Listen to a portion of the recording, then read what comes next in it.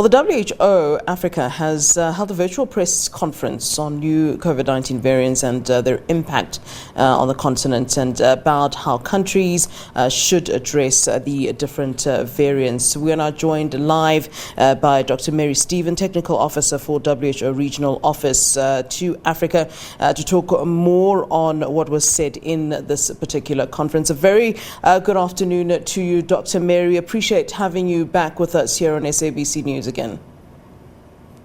Thank you for having me. Good afternoon. You're most welcome. I think at this stage we might have perhaps lost track about the number of variants that have been sort of identified on the continent so far. And on the back of that, with the emergence of a new variant, it doesn't necessarily mean the disappearance of the other variants. How are we handling this and dealing with all of this on the continent, and also just if you can answer the question of really at this point, how many variants are we talking about and dealing with on the continent?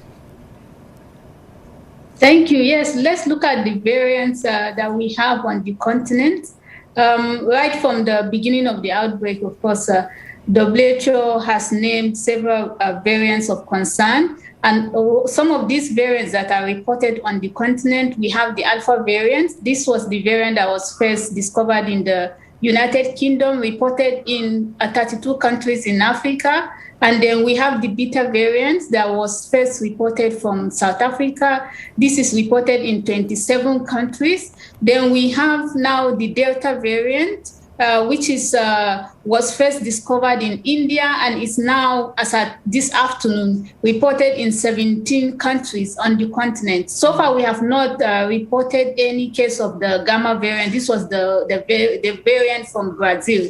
But we are also seeing a variant of interest, the Eta variants that are reported in about 21 countries, which was first seen in Nigeria. So as these variants continue to evolve, this is how the outbreak is evolving on the continent as well. We are seeing increase in number of cases as a result of the new Delta variants on the continent.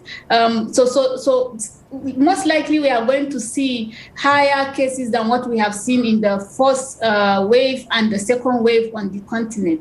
So with this, we need to find a way of making sure that we are preventing, and prevention is usually the basics that we know. Wear your face mask, keep your distance away from others, avoid unnecessary mass gathering, make sure that you are maintaining your hand hygiene, and the public health aspect is to make sure that we continue to track and do genomic surveillance to track the evolution of these variants on the continent. Yeah. Dr. Stephen, you're of course part of the virtual press conference on COVID-19 variants hosted by WHO Africa about addressing these variants and the impact that they are indeed having on various countries on the continent. What came out of that particular conference, and what was spoken about in terms of how we move forward? I mean, it's difficult for any country really to move forward, but it's interesting to see that you just take a look at what's happening in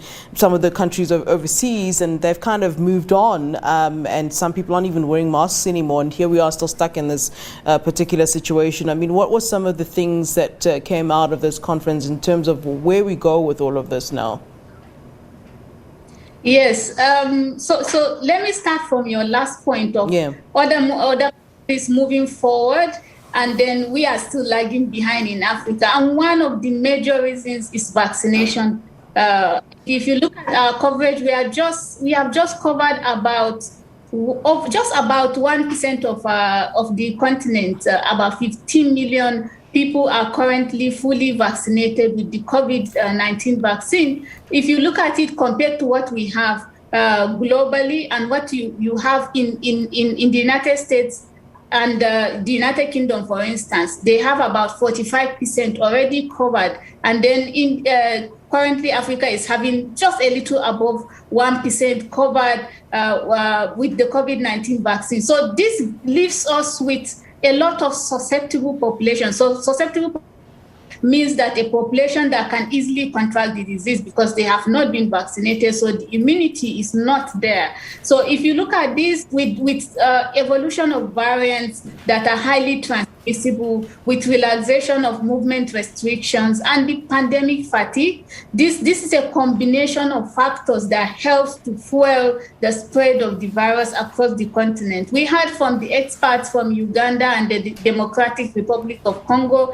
where countries are struggling really. The hospitals are getting overwhelmed, and a lot of struggles with oxygen and the capacity for response. And so this is important to emphasize on the need for prevention so that we don't keep overwhelming the hospitals with new cases, and especially severe cases. Yeah. You know, Dr. Stephen, what I wanted to talk about was what the WHO is doing in terms of helping countries on the African continent to deal with the third wave. Just recently, there was a press conference by the WHO, the briefing that we went live to, and, you know, Dr. Tedros was rebuking, you know, what he mentioned was, you know, people keeping, or wealthier nations sort of keeping the vaccines to themselves. I mean, apart from rebuking and apart from, you know, talking to those nations about, you know, what they're doing is wrong, what more is the WHO doing in terms of intervening practically, in terms of making sure that indeed those vaccinations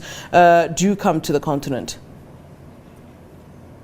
Okay, so let's look at this question within a context. If you look at the response for COVID-19, vaccination is one aspect of the response, but we need to make sure that we have a holistic approach to responding to the COVID-19. Prevention is one of it. So when we get into the control of it, the response, you need to enhance capacity for surveillance, testing, isolation, treatment of cases. And now what we are seeing currently, the current need in countries, is the lack of oxygen, the limited capacity for ICU beds, the human resource capacity that is overwhelmed in countries. So when we started seeing this, we started mobilizing support, providing them additional oxygen concentrators, deploying additional experts to countries where the systems are overwhelmed, and supporting them to enhance their testing capacity, providing the reagents, helping with